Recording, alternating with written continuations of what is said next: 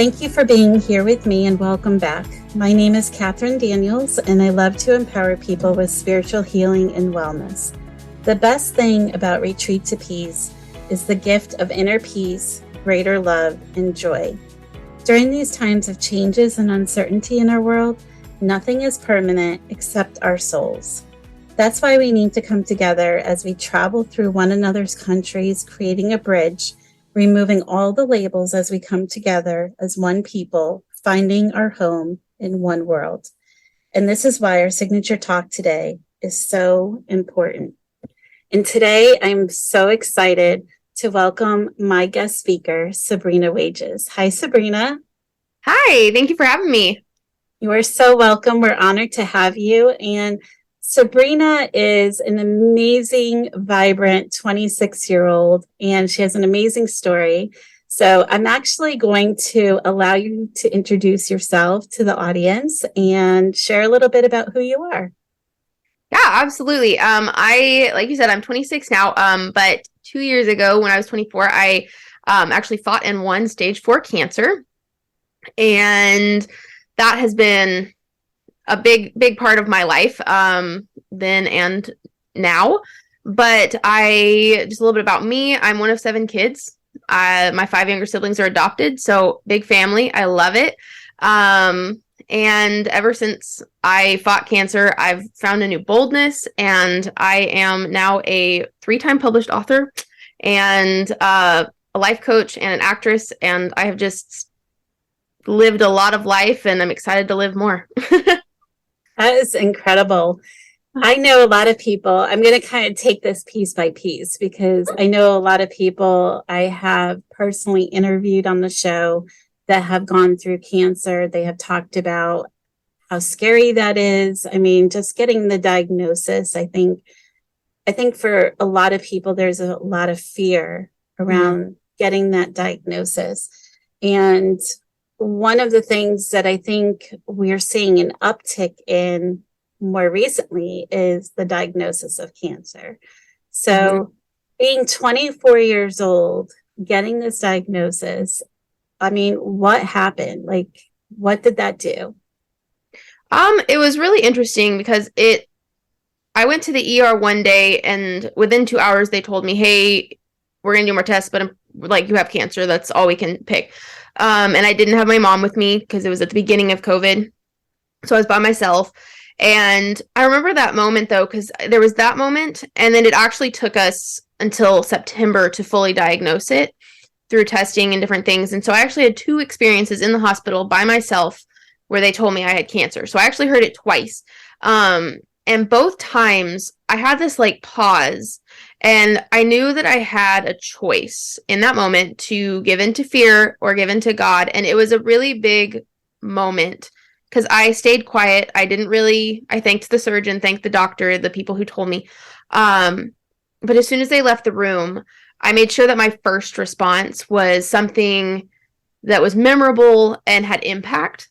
And so I made sure that the first words out of my mouth were, I refuse to fear, because I wanted to set myself up for success in this. And I mean, that's not to say that the fear wasn't there, and wasn't present and trying to take over, but I made that conscious choice to let something else succeed the fear. I think that is so incredible. Was that something that you were taught? Or, I mean, was there other situations in your life that you had that put you in a space where you could recognize that you had a choice? Nothing as big as that, but I mean, I did grow up in church. So we were, we're always talking about how, fear or faith, it's one or the other. And I did have a story of a big pastor come up to mind when in that circumstance. But I had been through nothing again that big, but I'd had opportunities to fear to an extent. My parents got divorced when I was 18, so a few years back. So I had that big thing to go through. And what's funny is it was actually the first experience. The last 2 years have been filled with things, and it was actually the first experience in a series of things that happened over the last 2 years with something happening with my grandma. And then my mom was actually diagnosed with cancer as well. And it was setting me up for success in more than one situation that I had to go through.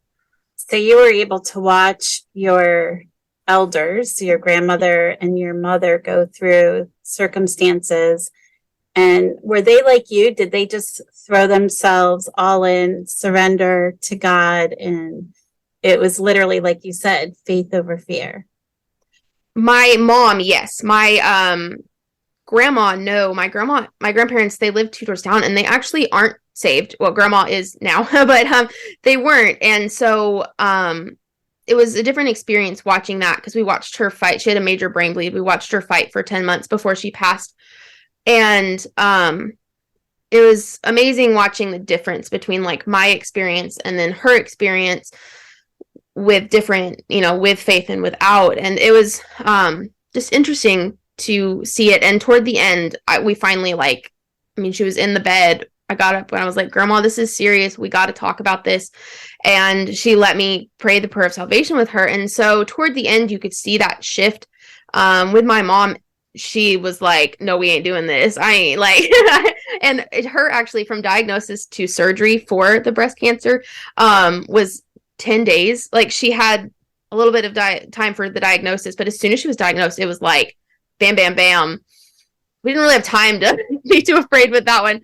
But it was really empowering to watch her. And she has made comments about, she's like, well, I watched you go through all of that. Like, I can do this. I can fight. And so it was amazing to watch us experience it from the opposite side that we had before, because she was my primary caretaker and then I became hers. And so, yeah, hers definitely had the same, I'm not going to fear response. I think that's so amazing. And if you could, I'm not sure if you can, but if you could, can you help identify the difference of the response that your grandmother had without having faith and what you and your mom had? Yeah, we had a more, I guess, my grandma was in the hospital for a couple months, not kind of in and out of consciousness. And we really saw it evident with, grandma's always been feisty. So like her personality was that anyway, but she didn't really have that same drive, I guess. Like she did what PT said, she did what all these people said, but there wasn't that hope for getting better, just kind of quality of life in the moment. And it was watching my grandpa as well in that same experience, and especially as she was dying and we could see that she didn't have much time left, because he doesn't have that hope of anything further than this life. And to watch him so hopeless, and he was clinging to her and wanting to keep her here regardless of how she was suffering, because he didn't have any hope that he'd ever see her again. And he actually still is not currently saved. We're working on that, but and so to see the different like drive and just like, Mom and I, we wouldn't let it stop us. There were probably days that I should have rested and I didn't, because I'm like that. Nope, this ain't gonna. We got our spunky attitude from grandma, but but yeah, it was definitely a difference in that fight and the seeing us as healed. Like Mom and I saw past the diagnosis. I don't know if grandma ever did. I think that right now, this conversation is so necessary. And the reason I say that is because I have come across in my walk, just day to day, so many people living in fear. And when you're making decisions out of fear, you're not making good decisions. And you're clouded by that fear factor, and every cell in your body is responding in fear. And there's so many biochemicals that happen to your body, and the body response and all of these things. And a lot of people, they want what everybody else has when they have this ability to not live in a fear space, but they don't know how to get it. So I'm sure at some place and moment in time, maybe you were one of those people, like maybe you were in a fear space and you wanted it not to be there. And like, what changed it for you? Like, what did you do? Honestly, I have to say, first of all, like my words were powerful, with speaking against the circumstance. Because I never, like, speaking of fear, like, I never had the fear that I was going to die. I can say that with 100%, like, I was never afraid I was going to die. But it was actually more, I think the times that I experienced it was like with the side effects of the chemo. And I really didn't have many, but it was that like almost anticipation of you don't know what's going to happen. And I think the first time I cried over all of it was when they told me I'd lose my hair. And I'm like, I was like, which I didn't. It thinned, but I didn't lose it. And so I chose to speak against it. Like as I was getting the chemo, I would sit there and be like, nope, not going to have any negative side effects. This is going to do, the chemo will do what it needs to do in my body, and then it will leave. And now I did have a few side effects, but it wasn't as bad as it could have been. So I had to keep shifting my mindset back to the image of me healed after and what this was going to accomplish. It's so incredible that you're saying this because I have interviewed other people who have helped cure their cancer in their bodies. And, you know, there's always this pattern of success, right? Mm-hmm. You're saying similar things that they did as well. Like the one woman that I interviewed, she talked about how she would visualize that part of her body and visualize that part of her just healing. And she would see the cells and she would see them being blasted and, you know, just reforming healthy and being in this space of just vibrancy where it was, you know, just brand new and everything was fine. And I think the power of the mind and what it can do with our bodies is so incredible. And I tell people all the time, like, God's given us everything we need, right? Mm-hmm. So it's like the food that we eat, the things that we put in our body, the God-given food is the best thing for our body. It's the stuff that man makes that gets us sick, right? It really is. It really is. So I think, you know, that's something that people need to be in awareness, like having discernment of what they're saying, the words they're using, and then how they're living to, you know, to your point. It's like you made a choice in that moment that this wasn't going to take you and you're going to be above it. And intuitively, you knew you had God's army.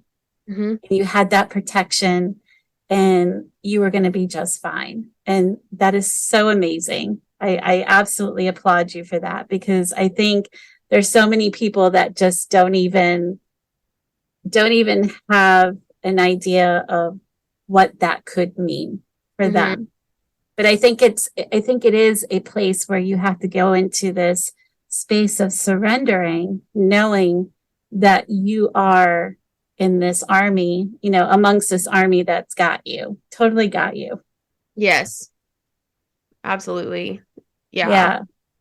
So you go through this, you know, this life-changing experience. Right now, there's somebody on the other side of the globe that's listening to you, and their parents went through a divorce.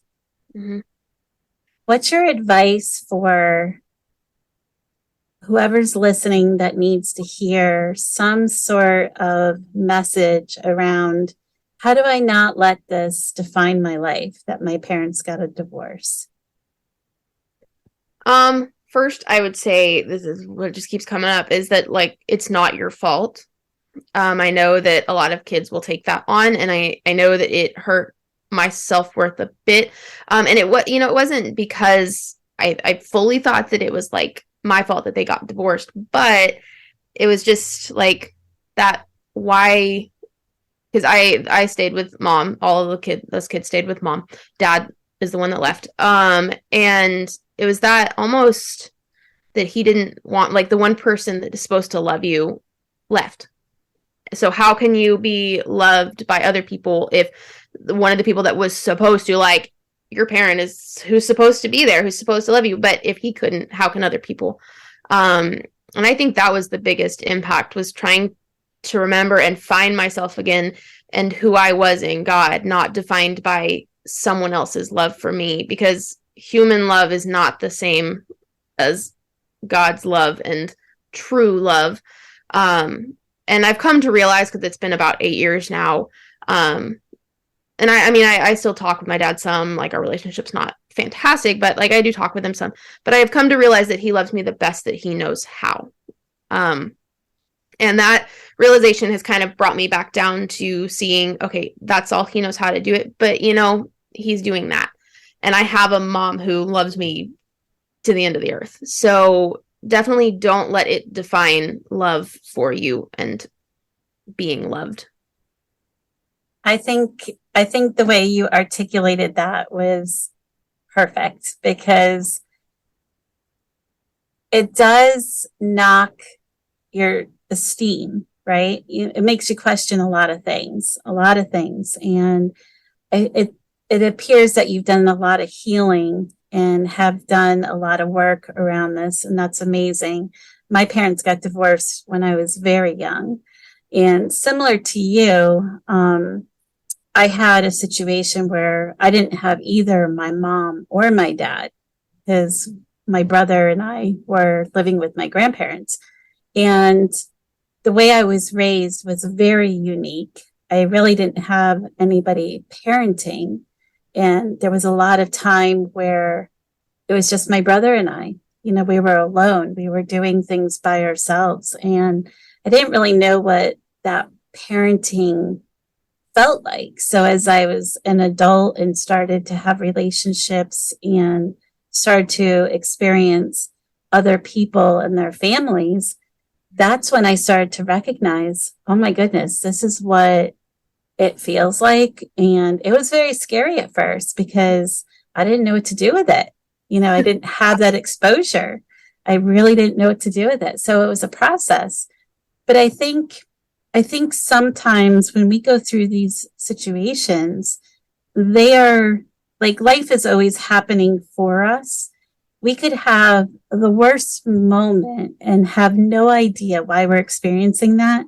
But then when we look back on it, we're like, okay, this is the gift and why I experienced this.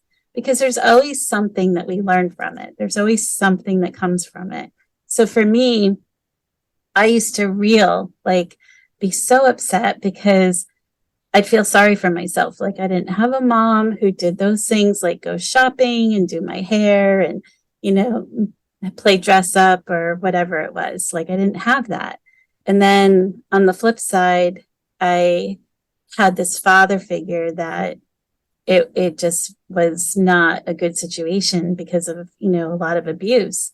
So it took me years to figure out, kind of like what you were saying, this love, it comes from the higher power that we experience. And for some people, that's God. Everybody has their own version of it. But for me, I just really recognized, okay, I was gifted to the world through my parents, right?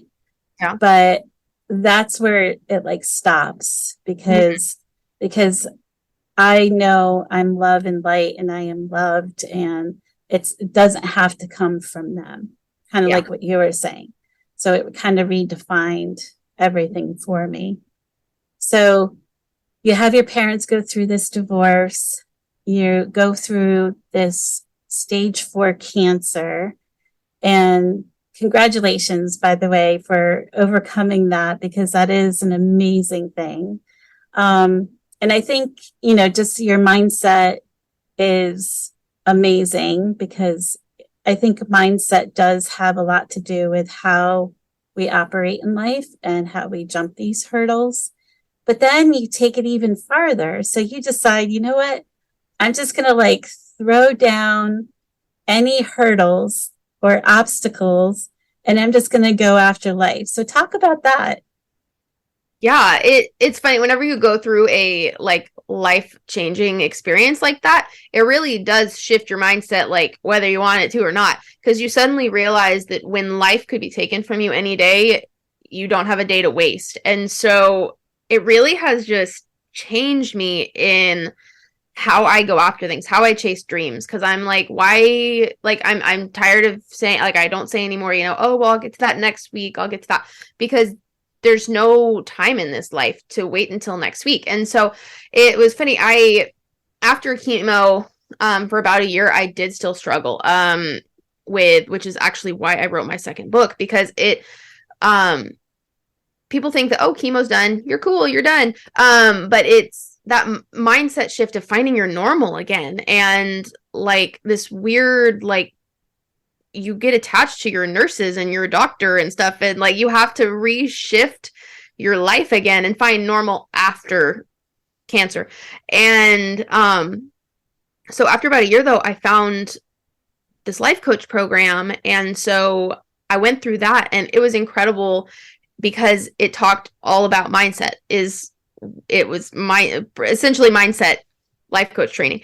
And so to see the shifts in that as well really helped me. And during that is actually when the Lord led me to get back into acting. And it was funny because I did it when I was a teenager, had an agency back then, and I kind of let it fade a little bit and hadn't done it in several years. And God so clearly one day was like, hey, you're going to do that again. And I was like, that's cool. Like, awesome. And so like through a series of events, I ended up getting back with the same agency without having to re-audition, which was like amazing and a miracle in itself. And then the owner of it, they own like 4 different states, 3 or 4 different state places. So they have hundreds and hundreds of talent. The owner of it was like, hey, I want to take you on personally. And I'm one of 7 actors that he represents. He got me an agent that's like nearly impossible to do unless you already have jobs. Like all of this has just like fallen into place. And that's all been since last April. So it hasn't even been a year.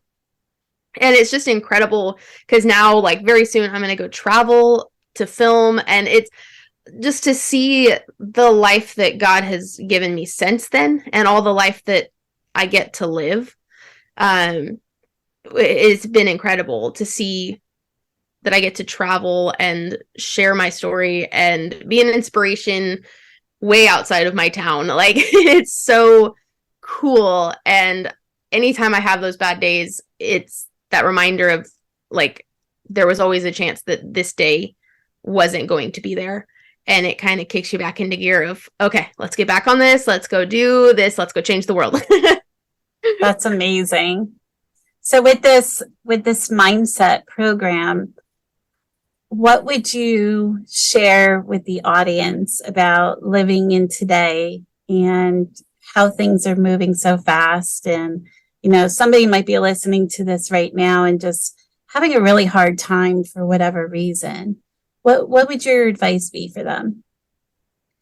I'd say take a step back and take yourself out of the current situation that you're in and really just process through like your mindset and how that's making you feel. And then like, what actions is that causing? And then just kind of see, and don't like try to do it in big steps, but like just what little shifts can you take? Find the positive in it all.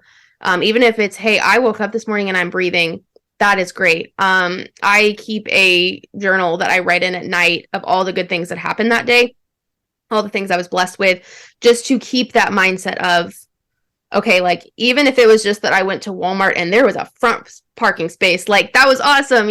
It's those little things. You have to find the little things. And just because I love this, saw this quote, like, just because it's not a bad day, it's just a bad moment. Right. Each day is different. Yeah.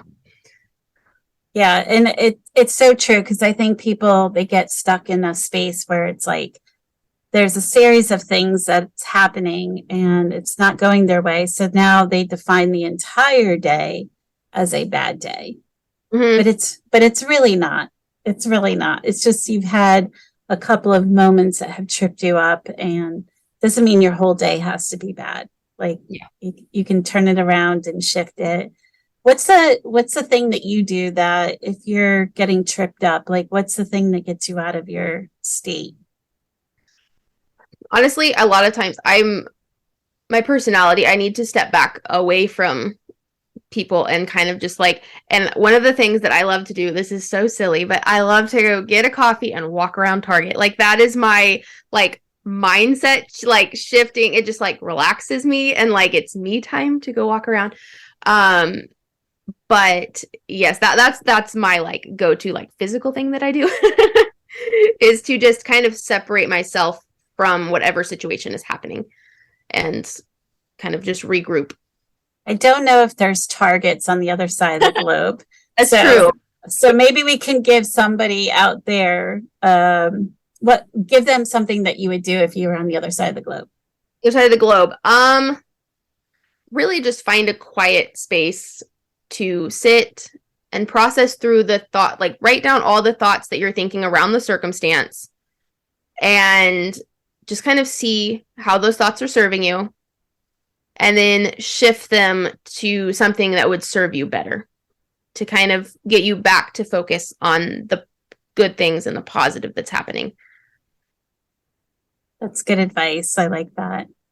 So currently you're on the brink of stardom because you're anxiously waiting your orders to go travel and do these shows, and that's actually so amazing. And it'll be great to see you and on a show and see what you're doing, because I think that would be great. But you also said that one of the things you're doing is you're a life coach. So the people that you're working with, are they your age? Are they younger than you? Like how do you do that? Yeah, the ones I've worked with are like the young adult coming into young adult because I really like to help young adults who don't have that like dream and vision for the future to help them kind of focus in and realize that like they have big things and they can dream big. So that is like my kind of like love area with one-on-one coaching, I guess. But I really like how, I mean, anybody who needs to process through things to you realize that this life is worth living. I really like to help that. So I do that with the one-on-one coaching. And then I actually have a coaching course that just launched like yesterday that I'm doing that follows my first book, and it's called Overcomer. And I love it because it's how to overcome when you're going through a trial. And I was reading through it again last week before I like uploaded it and launched it. I was like, man, I need to do this course. Like I need to go through and do it because it's just practical steps to get through the everyday. Yeah.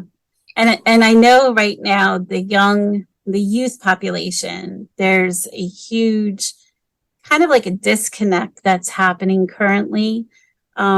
A lot of the youth population has been deeply affected by lockdowns and COVID and the way things have changed.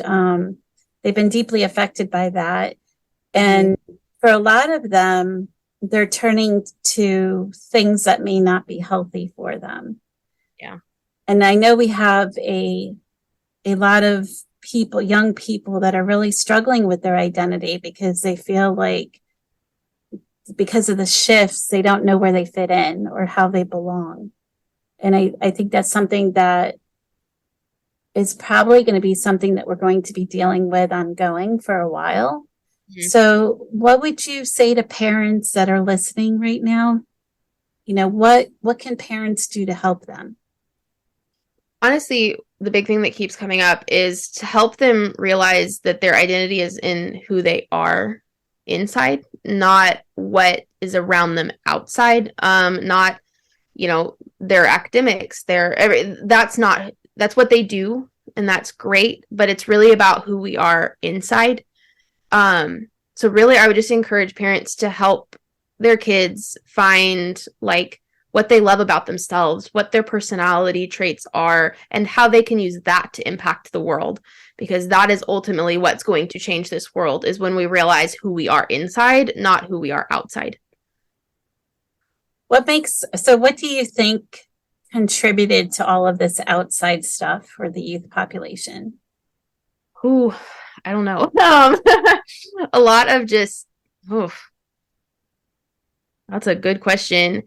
I mean, it's that conformity is what I'm not really sure fully. I mean, just all our situations around us, all the like government shifts, all the different things have really impacted kids nowadays and how they view things. And like situations with like school things, and just there's so many factors that play into why they view the outside as who they should be.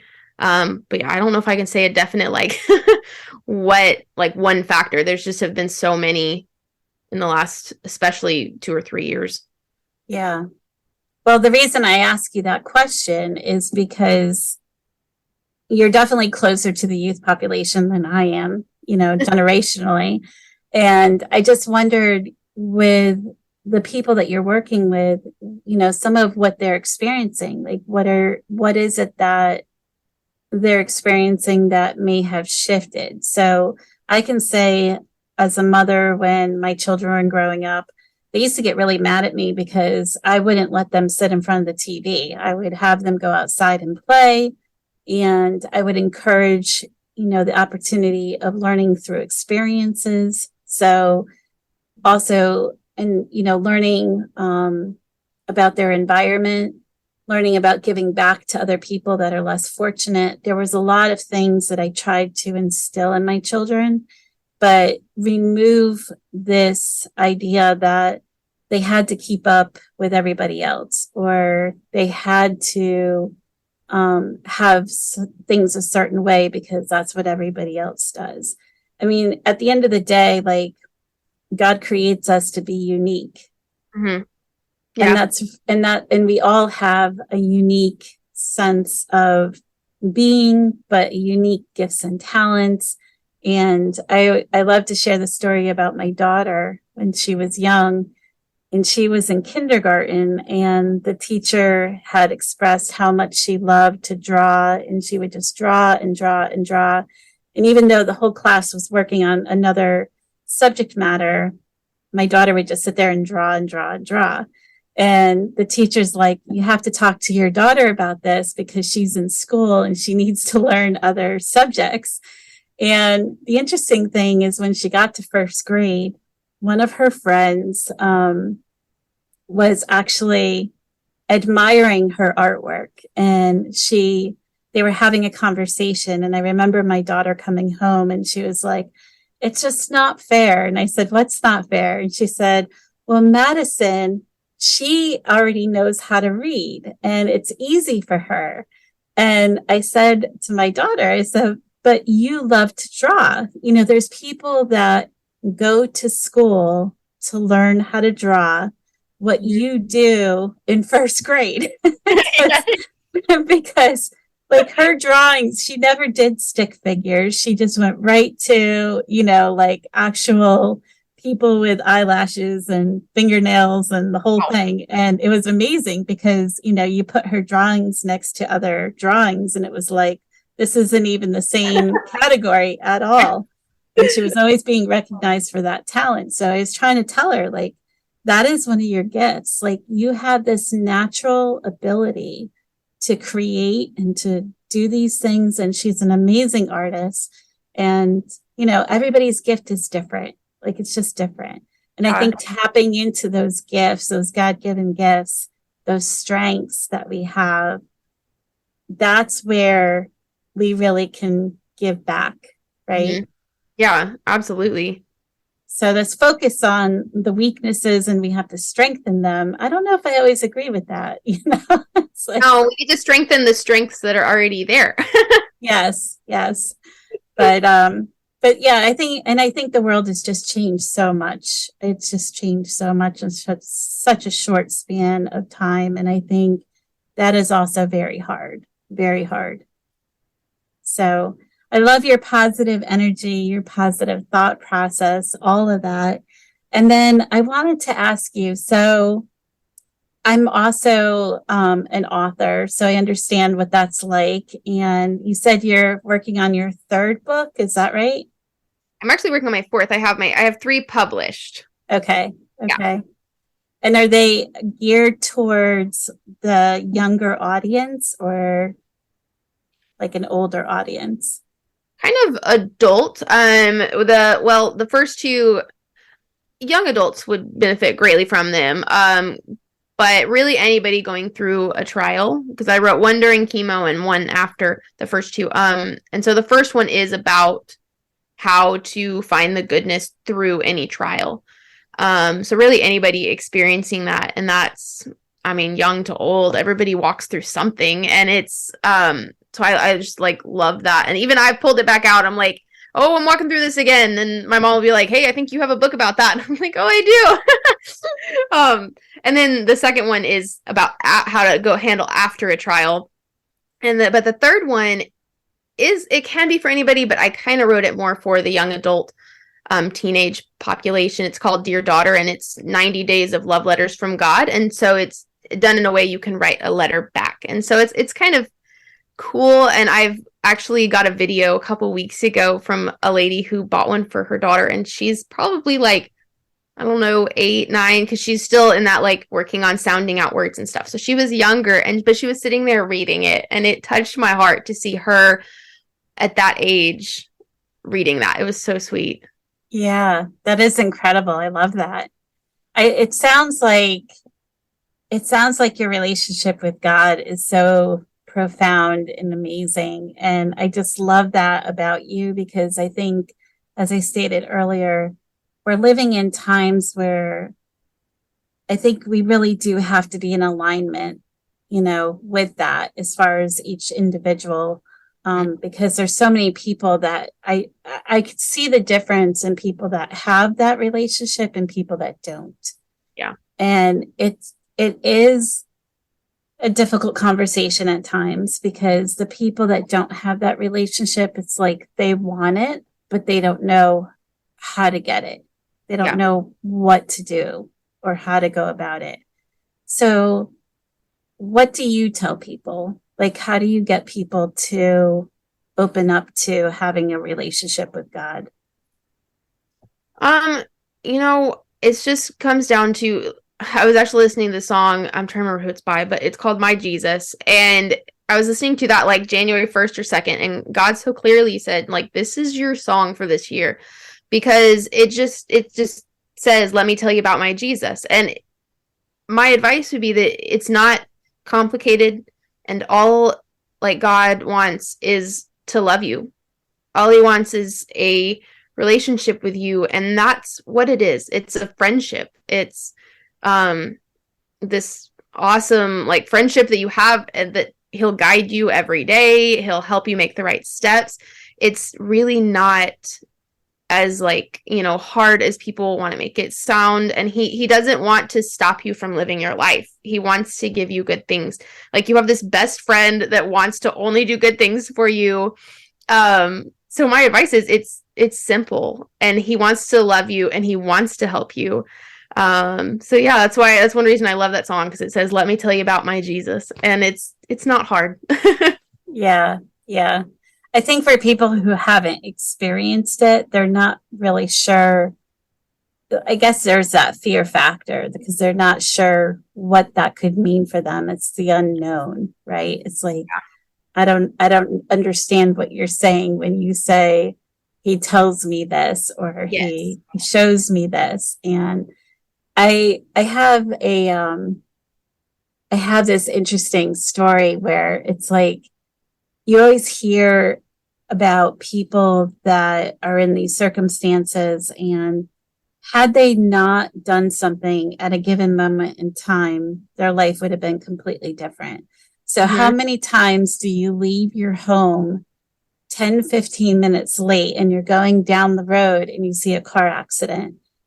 Yes. And you literally think to yourself, if I had been on time, I would have been in that car accident. Mm-hmm.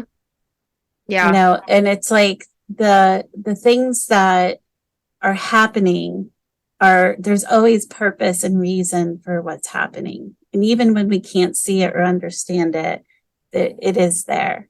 It is there. There's something there that is happening in front of us, and it's for a reason. Yes. I think one of the things that I like to do is similar to what you do, but it's a little bit different. I also have a book that I write in every day. And some people, talk about gratitude journal. And what I do is I actually write in it. I put my prayers in there because I'm inundated with people asking me to pray for something or someone. And I put my prayers in there because there's so many I can't like keep them all in my head. And then what I do is I go in and I put all the blessings that have been bestowed upon myself or answered prayers or what have you. And it's always amazing to me how many prayers are answered. Yeah. And how beautiful that is, because sometimes we look at some of these things and we think, how is this even possible? Like, how can you fix this? Or how can you make good of this? Mm-hmm. Yeah. And it's still, something beautiful comes of it. And it's just really beautiful.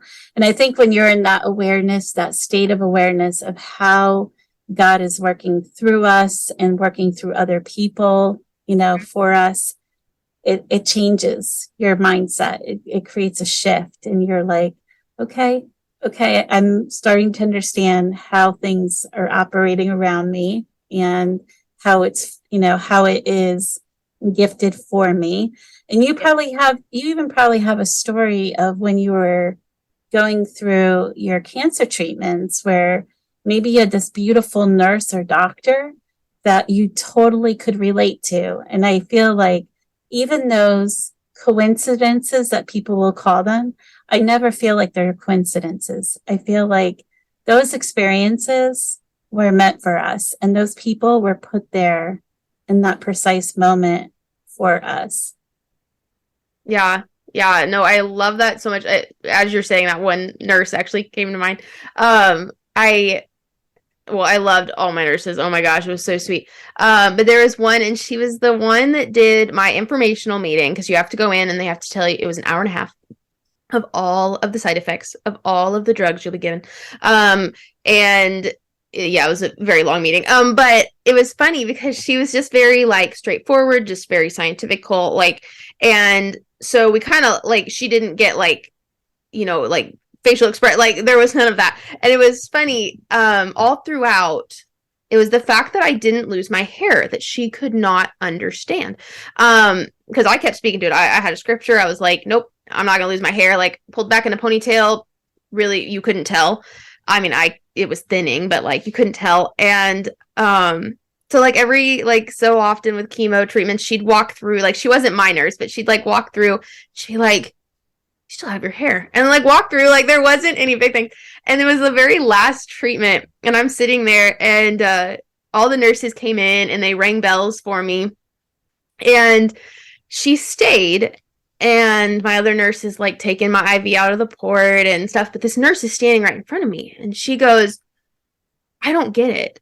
And I said, you don't get what? And she goes, I have one question. How do you still have your hair? Like, she still could not fathom this. And I paused for a moment and I looked at her. It was funny. My mom actually wasn't with me that time. It was a lady from our church that was sitting there. And I looked at her and I said, God. And she goes, that was a really good answer. And like walked away. And it was so funny. But it was so cute because I could see at that moment that like that had been a witness to her this entire time. And I'm like, you know what? If she's the reason I walked through this, then it was worth it for that one person. Yes. That's a beautiful story. I love that. And it's profound how many times we are facilitating his work and we don't even know it. Mm-hmm. Yes. We don't even know it. It's just so beautiful. And I just feel like that's part of the journey of life, is just, providing opportunity to love other people and gift to them even the basic things of just experiencing life that maybe they wouldn't have had or had the opportunity to have witnessed. And there's just so many things. It's beautiful. But I did want to ask you, is there, for the Retreat to Peace audience listening, is there anything that you can offer to them during these times that may be helpful to them as a life coach? I think my big thing is don't give up dreaming. I think we've, especially through the pandemic, I feel like we've gotten so caught in that, like, oh my gosh, I don't know what tomorrow's going to bring. How can I even think about next year? I'd really just encourage you. I've done this with one of my clients, and she was younger, and oh my gosh, it helped her so much to start a dream journal. And she sat down, and because we were just talking about it, she's like, I don't really know. Like, I don't, know what I want to do. And I could just see that lack of vision of better things. So I would really recommend just grabbing a journal and just dreaming big. Just don't let anything limit you. Just write them down. I mean, it could be travel somewhere, write a book, be on a movie, like whatever it is, because anything is possible. So yeah, that would probably be my advice right there, is just don't give up dreaming, especially in these times that we're in right now. Yeah. It's interesting because Tony Robbins is a very influential name that I think most everybody knows. And he talks about the seasons of life, and we're in a season of winter right now. But the amazing thing about winter is that there's always something that comes of winter, and we go into spring. And, spring's around the corner, but what does it look like? Like, what are you manifesting for your life? And what do you want that to look like? So I love this dream journal because I think you're right. I think so many people are just caught up in this is what it looks like right now, and they can't see that spring is coming. We just can't see it yet, but it's coming, and it's not going to stay like this forever. This is just a moment in time. And we have to keep moving forward and keep our vision and just keep striving. So I love that. That's a beautiful, beautiful way to go. So I think one of the things that really is coming to me is when you're 24 years old, diagnosed with cancer, and you're in this moment where you're like, okay, I'm just going to own this, and I'm going to go, and this is not going to take me, and I'm just going to run with it. I mean, your warrior self rose and just went after it. And there was no hold bar. You were just going, and that was it. And it's amazing because you, like you said, you had your mom, you had your grandmother, you had all these things happening. You were still processing, probably your parents' divorce, and you had this really big stuff happening. So someone who's going through cancer and listening to this right now, what would your advice be to them? I want to say that this story keeps coming up. I say don't give up, but I guess don't give up before you've even started.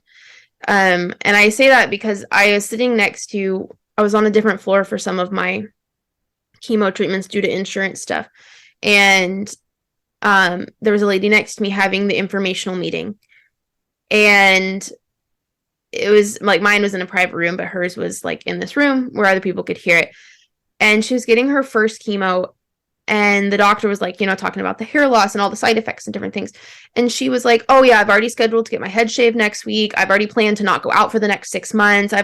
She hadn't even started and had already given up. And so that's a big thing. And then the other thing is, as I was having my port surgery, or right before I had it put in, the chaplain comes around at the hospital, before, and he'd seen my chart. He knew exactly why I was there. But he prayed over us. And it was funny. My mom and I don't remember anything else from his prayer. I don't remember much else from that day. But he, in the middle of it, said, may they find the joy in the journey. And at first, Mom and I were kind of Mom's like, he knows why you're here, right? I'm like, yeah, I mean, I'm sure he saw my chart. But it really is. It's finding the everyday joys. The new friends we made, and the sweet friends that one went and got me grapes because that's what sounded good. And it was during the pandemic, so it was a very different walkthrough cancer. But like she brought grapes and set them at the top of our stairs, like the patio. And like we had one friend who would always bring me my sugar-free ice cream that I wanted. She's like, you just need an extra treat. Like find the small joys in the everyday.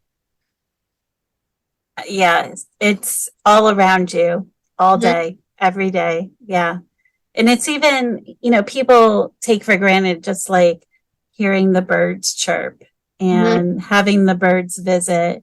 And the interesting thing about birds is like the birds always come back to the same places. So a lot of times you'll have generations of birds and they're in awareness of your routine, but you're not in awareness of their routine. That's You true. know? So it's like, it's interesting how the two worlds collide, but one has more awareness over the other than it being vice versa. But we're all sharing it, right? Yes. And Oh, I love that. yeah. So, and I always think like when the birds are singing, like that is God's orchestra, and it's just so beautiful. Like if you really sit in it and feel it, it's just really beautiful music, and it just reminds you, the natural beauty we're surrounded in. So I love the little blessings, like you were saying, and sometimes it's just being in awareness, Yeah. what's around you. But that is Yeah. really awesome. Yeah. So I have one last question to ask you, and I ask all of my guests the same question. So if I were to find your earth angel feather on the ground and I were to pick it up, what would your message to the world be? I would say be a blessing to those around you, even in your hardest times. That really shifts and helps you to be blessing other people. That just came up so strong that, like, when you're in the midst of those hard times, use that time to bless somebody else, and you'll realize what beauty you have within that you can give to the world, and it helps you find that purpose in your life again. Absolutely beautiful. And what I love about your purpose and blessings is that they're just going to continue to ripple and ripple and ripple out, like you said. And that's just so amazing. So I'm so grateful that you were part of the show today. And you're just a bunch of love and light and beauty. And it's amazing. And it's been an honor, truly an honor to have you here. So thank you so much.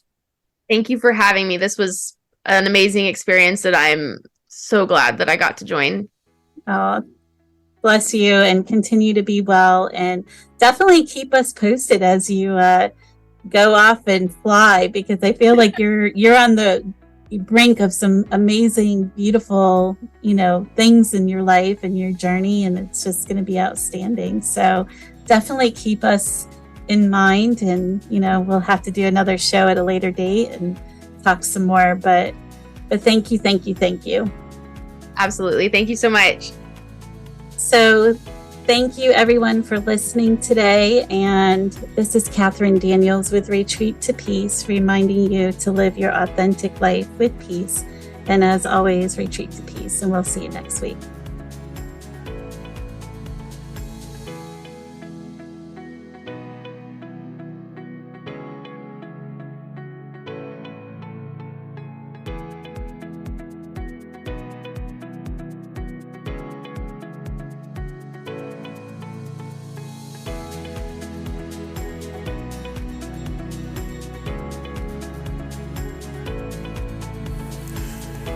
Hi everyone, welcome back, and I hope everyone is having a fabulous week. I hope your 2023 is going really, really well, and you're shutting off the news. You're focusing on yourself as far as a space of love and healing and peace and serenity, and you're radiating that out to everyone you know.